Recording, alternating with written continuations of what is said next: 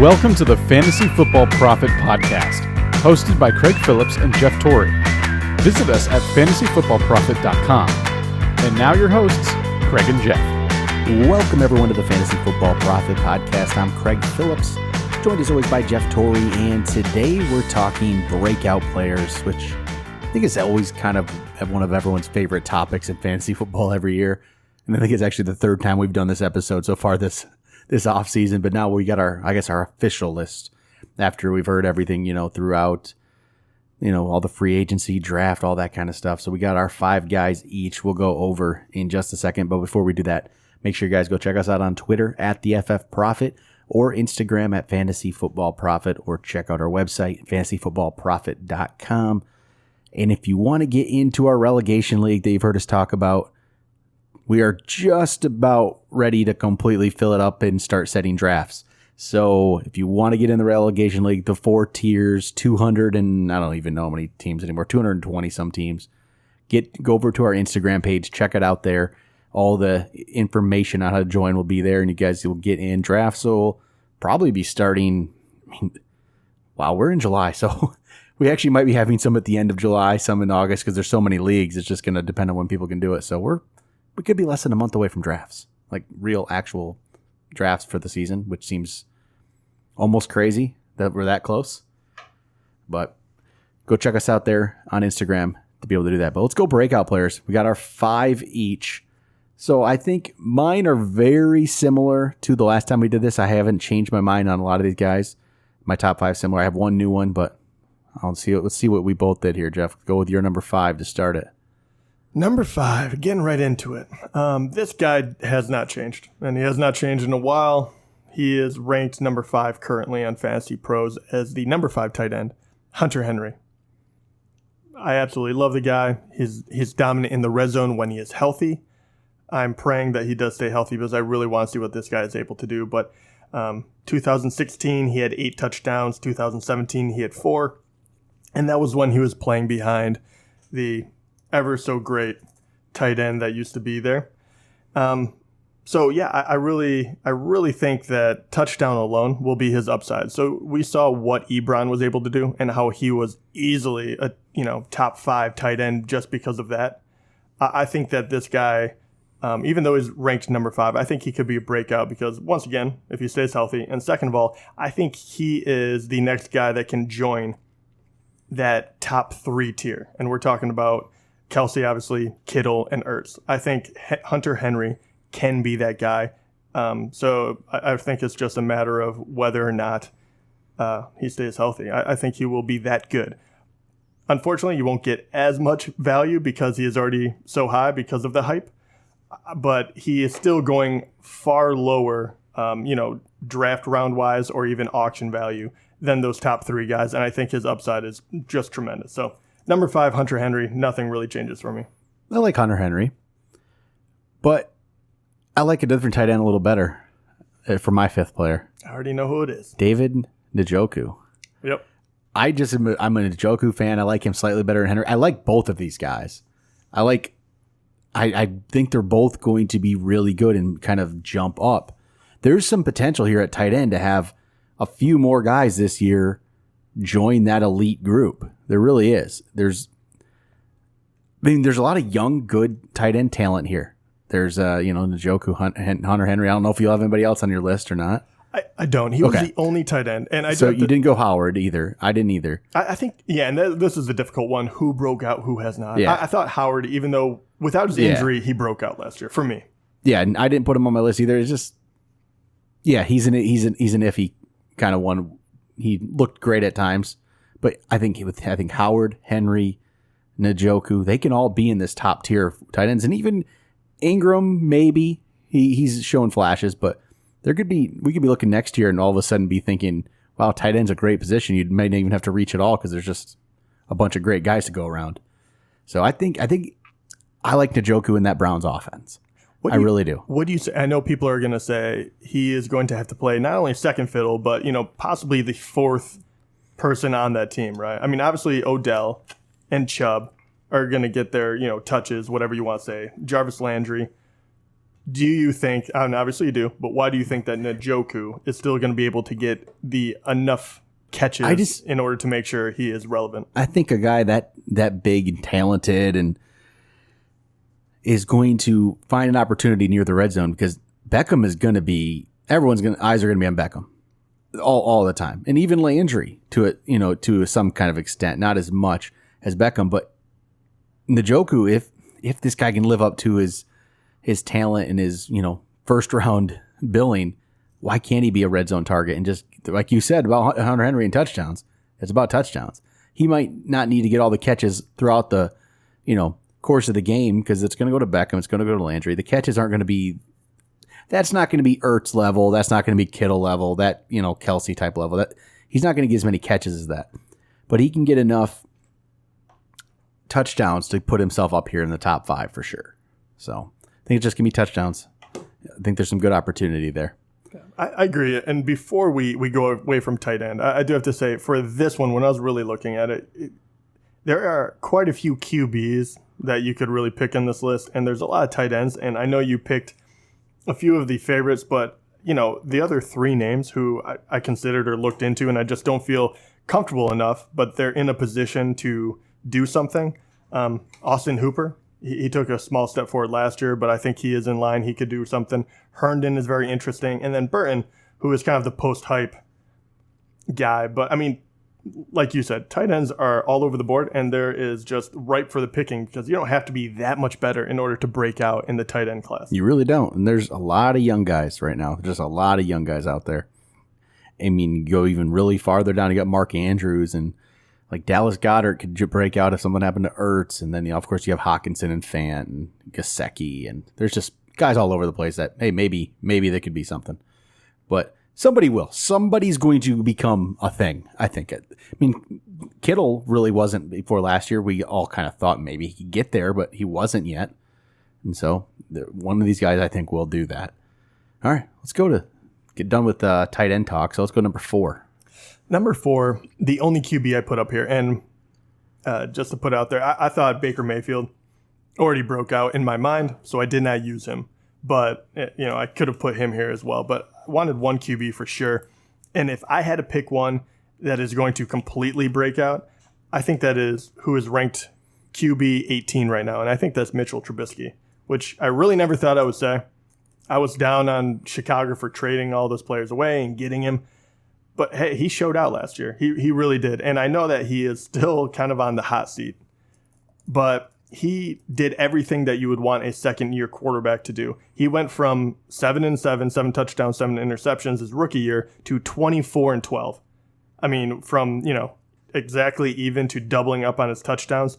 He led them to an 11-3 record.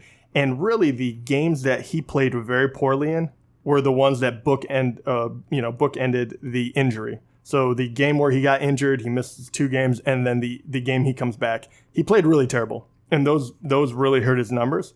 But you saw what he's able to do. And on top of that, he has a good defense, so you're not going to have to go out there and just hang him out to dry. And he has the offensive weapons. There is no doubt about it. You have Allen Robinson, who looked finally healthy near the end of the season. He is going to help him a lot. And you also have another year of Anthony Miller, who I think is a very tremendous young talent, who hopefully he will take another step. And then you have to love Tariq Cohen as well. You can throw to him out of the backfield and get free yards as a QB. So for all those reasons, I think Trubisky is probably ranked a little lower than he should be. And I get it because there's risk there. But I could see a world with that team he's on, him breaking out and, possibly flirting with that, QB1 status. I don't like him. I don't blame you. It has nothing to do. No, it's weird. I can't pinpoint it with Trubisky and why I'm just not really a fan, but I guess I don't love what I saw. I mean, he had times where he looked fine, but I don't necessarily think he's a great quarterback yet. And I just sometimes get Blake Bortles vibes about how good Bortles was. I don't know if I'd go that far. I mean, just in a way, because Bortles was a top 10 fantasy quarterback. Yeah. I'm not saying to that level, but I get some of that. And I mean, It's more of a, you know what, I got to see it again type thing, and I haven't seen it twice from him. Right now, he's the most popular bet to win MVP. It's really weird. Just because of where his odds were, because they were like 200 to 1 at the time, so people were putting money on him all day. I gotcha. Okay. But he's become the most bet player because of where his odds were. But yeah, I don't know. I'm not there with Trubisky right now. And I don't blame you because personally, I don't like him either. But believe me, I've weird. drafted players I don't like because they're in such a good position. And I think that's where he lands. And he has all the tools. It's whether or not and believe me, after first year, I thought I was correct. I was like, yeah, this guy's a bust. Nothing's going to happen with him. But he played well last year. I mean, he went from just below 60%. He didn't even hit 60% to almost 67% completion, 24 TDs, 12 interceptions with 3,200 yards. And that was while missing 2 games and playing hobbled for a couple more. He can scramble a little as well, which is great. And a weapon I didn't even mention as well, but he also has Burton at tight end, who, is an undersized tight end, but might as well be a kind of a glorified wide receiver out there. So I just love his weapons, and I really like what they did in order to put him in a position where he could succeed last year, where you see so many young quarterbacks put in a position where they have to win the game, and, and it hurts their development. I thought last year was a wonderful job by the Bears. And, I will say this, like, being the 18th ranked quarterback, I definitely I can see the path to being a top 10 for him. I see that path. I see where it can happen. If he continues the improvement over last year, like he did from year 1 to 2 to 2 to 3, yeah, sure, he could definitely be there. And then you're getting him at 18. That's a great pick. I can see it. There's no risk here to get Trubisky. There's absolutely none at all. So in this, I could be really wrong on it, but I'm not really worried if I'm wrong on a late quarterback. I'm just not, because it's just, hey, one of these guys breaks out. They always seem to. Mahomes last year was down here, was like 20th. So it happens. Every year there's at least one of them that comes up there. Yeah. At the end of the day, you do have to follow your gut, though. If you're not feeling him, I would not draft him. It's one of those. But then again, I'm not even completely against it, because I don't always draft a backup quarterback, but I've been starting to do it a little bit more often, just in the chance that I get the Mahomes. You know what I mean? I've never been a fan. Like, I don't think you need it, but why not draft the young guy and maybe he becomes the next thing? Yeah. And another thing I love about Trubisky this year, he's going to be a waiver pickup. You're not even going to have to draft him probably, because, how many backups are going to actually go? And then on top of that, there are other quarterbacks that people covet more, and obviously even other rookies, right? And people are going to talk about Lamar Jackson's upside. I believe me, I'm all about his upside. It's great, but you also have Kyler Murray out there. Ben Roethlisberger is outside the top 10. Dak Prescott. So you don't have to draft Trubisky, which I love. So you can wait, find out if your quarterback you picked is doing okay, and then grab him when you need a waiver pick, and then find out, let's see what this guy does. All right, so I'm going to go to my number 4, which some people don't think he's the best running back in his team, but I think he can be, and it's Rashad Penny.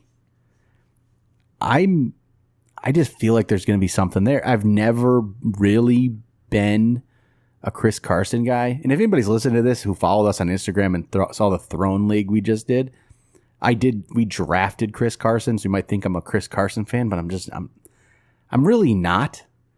And like, Chris Carson would be great if you got him at the value you're getting him, like 22nd running back, but it's not a value. I think he's drafting this low because of Rashad Penny. And Penny didn't get really much, but it's not like he was bad when he did. There's a difference between him and maybe like Ronald Jones.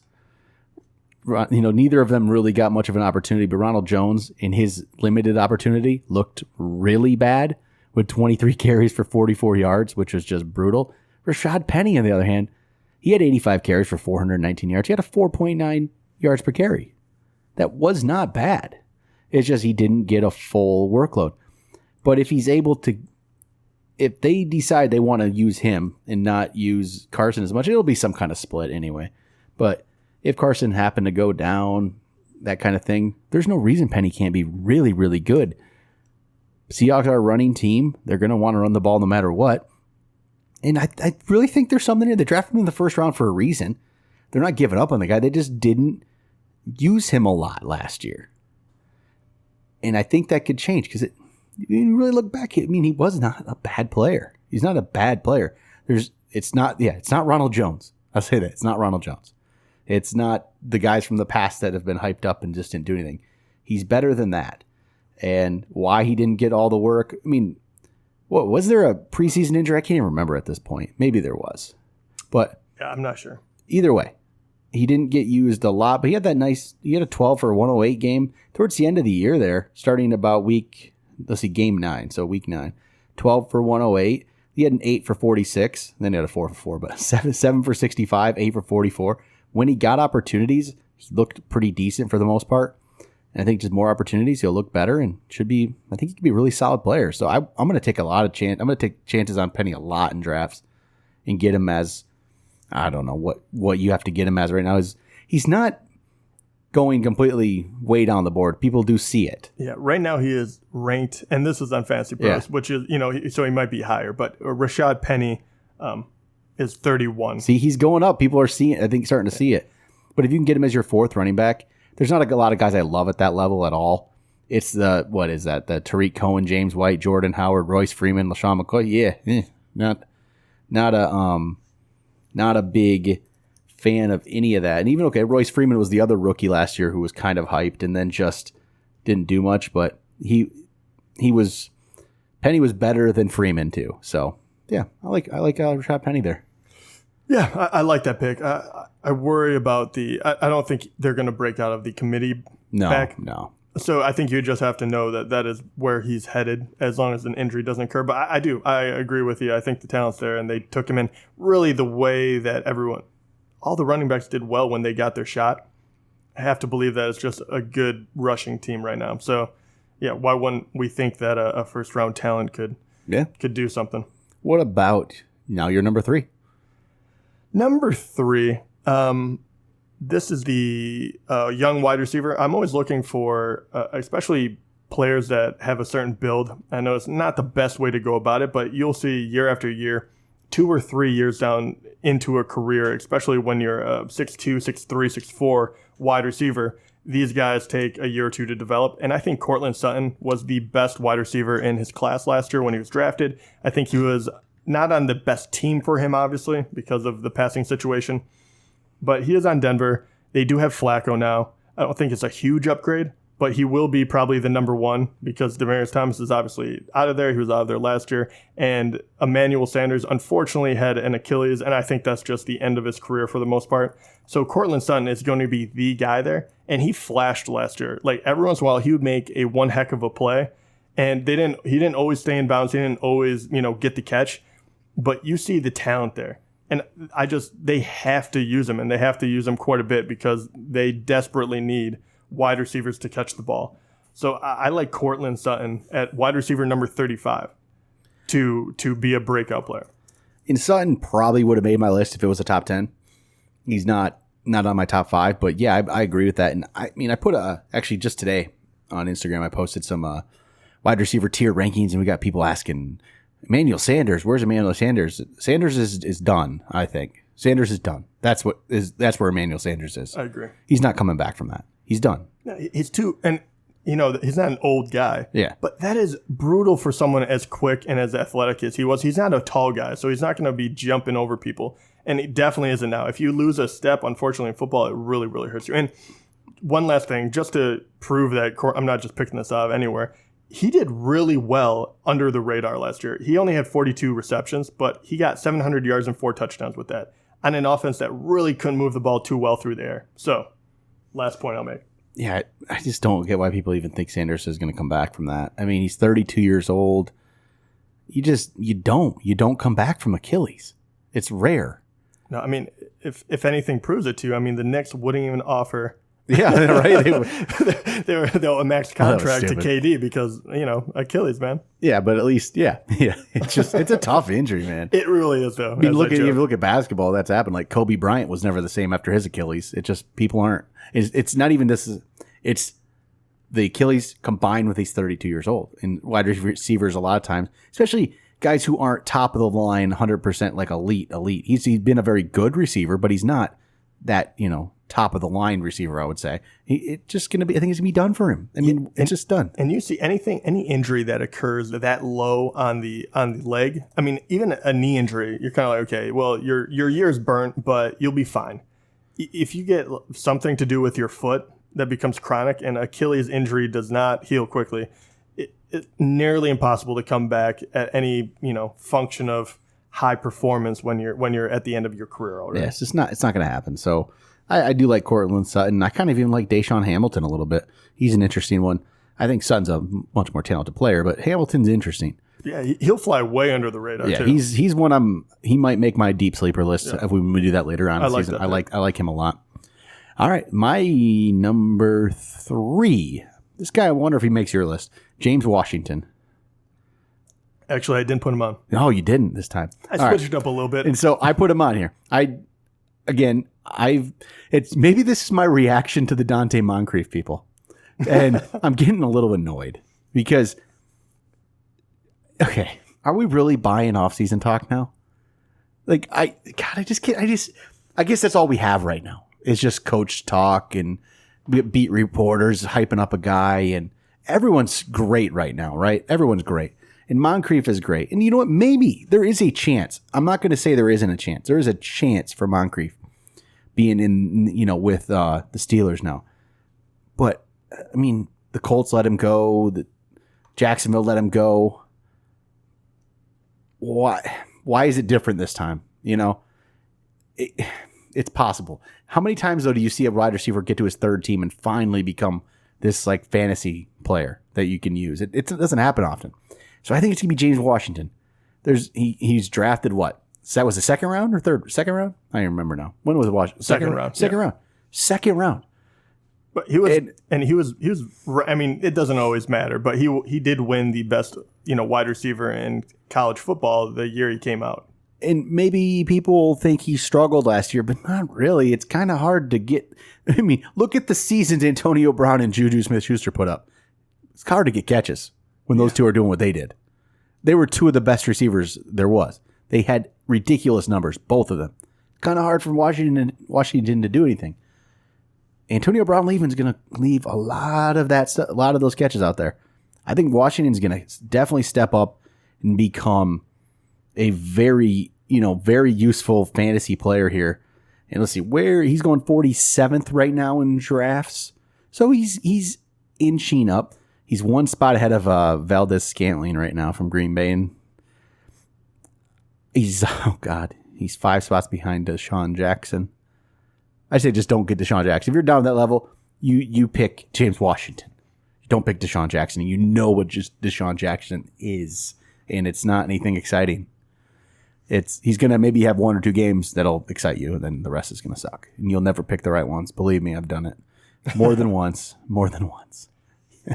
I'm not doing it again, though. But James Washington, I think he can be a really good player. So that's why he finds himself at number 3 on my list. And I absolutely love the guy. If you don't already know that we're backing him, you haven't heard us before, that's pretty crazy. But, and once again, for the Moncrief people, I get wanting to buy into it.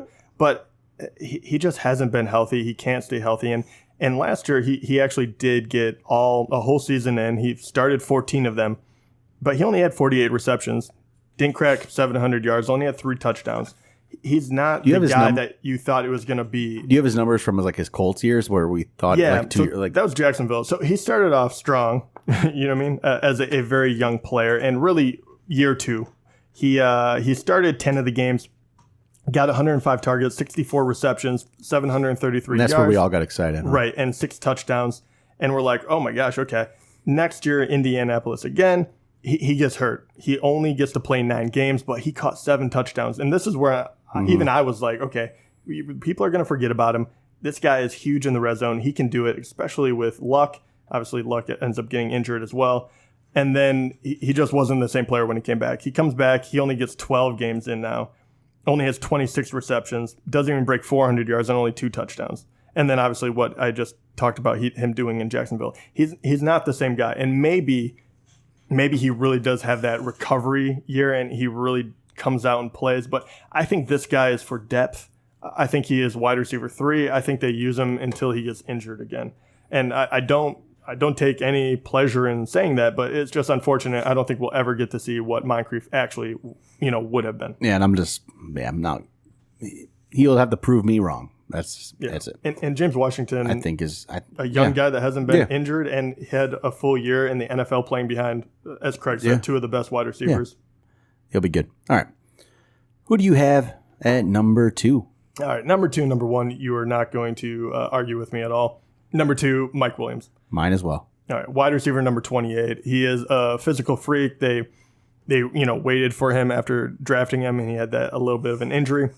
And last year, when people were hurt, he came out in a big way. He was catching touchdowns. He showed out so much that you could see this guy is a number 1 in the making, without a doubt, in my mind. Yeah. He's in another great position. I know I have Hunter Henry and him, and both of them are red zone guys, which I think will help. You can't figure out who to guard. Mike Williams has one of the largest ceilings of any player of any of the lists I've made. I really can't speak highly enough of him. It'll be whether or not he, just understands football. Because I don't know inside of him. I haven't been, in practices, but everything points me to believe that this guy is going to be a major star someday. Yeah, I 100% agree with this, and I actually think he's going slightly low. I really do. I think he's going a little low here. I do. And I'm grabbing him in a ton of my mock drafts because he's falling in a place where I don't like any of the other people around him. No, Robbie Anderson's moving up the boards now and is ahead of him, which I like Robbie Anderson somewhat, but that much. Not that much. Yeah, exactly. Not as much as what I think Mike Williams can be. And Mike Williams is starting to move up my list, so I'm going to be moving him up further and further here. And that's a good point to show you who is around him. Starting at number let me just go from number 22 on. He is at number 28. Alshon Jeffrey, Sammy Watkins, DJ Moore, Kelvin Ridley, Allen Robinson, Robbie Anderson. I get it. There's shining moments and there's possibility that every single one of those guys could be the guy. But Mike Williams, I think, I would take him over any of them. Sammy Watkins is interesting. Yeah, but I would even say the only one I'd really maybe want, not even know necessarily want over him, but You can go DJ Moore? No, it'd be Ridley maybe. Okay. I was wondering which young guy you were going to go with. It might be that. Because, even go up to 21. Okay, Chris Godwin. I even considered Godwin for this list. It's just a weird thing. I have a weird relationship with Chris Godwin. So I put him as an overvalued player last week, even though I thought this week, you know what? I could see myself putting Godwin on the breakout player because there's nothing against him. I think he could break out, but I think he's becoming overvalued. And I don't think there's a 7-spot difference between Chris Godwin and Mike Williams necessarily right now. I'm going to have to revamp my rankings because I've really come around on that. And Godwin and Williams, I think, are much closer than that. I think they're similar. I don't think there should be. I think Mike Williams is the more talented wide receiver. He is. He's the more talented guy. Yeah. And he's a number 2. They're both number 2s. And Williams is number 2 on a better offense. Yeah. And a number 2 that is going to be the red zone threat where Mike Evans will be, on Tampa Bay. Yeah, exactly. And they have O.J. Howard too. So Godwin is going to run into. I don't see any scenario where Godwin becomes better than Evans, but it wouldn't shock me if Mike Williams became better than Keenan Allen. Oh, I didn't know where you were going with that. I was about to be like, what? Yeah. You know what I mean? It wouldn't shock me. No, it wouldn't shock me either. Godwin, I don't ever see becoming better than Mike Evans. I can see it the other way around, though, with the Chargers. So, yeah, I like Mike Williams, number 2 for both of us. I think that's a good pick. Nice. So, number 1. Do you want to go or should I? I'll let you go. Okay. Number 1, it might be the same guy. Aaron Jones. Aaron Jones, okay, number 1. There we go. Number 1 and number 2 are the same. I like it. So, running back, number 17. Honestly, Craig, you've been touting this guy for 2 years already, so go ahead and I think this is the time that Aaron Jones is finally going to get a real opportunity. And if he gets an actual opportunity, he's going to be really, really good. Only 133 carries last year. He just didn't get a shot. But 5.5 yards per carry. The year before, 5.5 yards per carry. Yards per carry is a weird one because I don't always it's a weird stat because when it's really low, it doesn't always necessarily mean what it means because it could be how many 1-yard runs are they getting to just try to get a first down, how many goal line carries. But when you're at 5.5 and you're starting to get, a decent amount of carries, I think that means something, right? He's so much better than Jamal Williams. It's not close. It's not even close. Remember last year about this time, there was still like the Jamal Williams people that thought, he's better than Aaron Jones. There's just no way. This guy, only 133 carries last year, but turned it into 728 yards and even 8 touchdowns. The touchdowns are pretty impressive for the amount of carries. You get this guy 250 carries. I mean, his yards per carry will go down. Yeah. But it could go down a full yard and he could still be really impressive. And this is going to be a good offense. And if they have him, they can run the ball into the end zone with Aaron Jones. It doesn't have to be Aaron Rodgers throwing it every time. And they don't need that anymore. It can be Aaron Jones. He could pick up a lot of touchdowns there. I mean, this is a team that made Eddie Lacy a fantasy star for like a season, right? Why can't Aaron Jones be that? Right, go back to Lacy, yeah. Yeah, God, Lacy had 2 great seasons for Green Bay.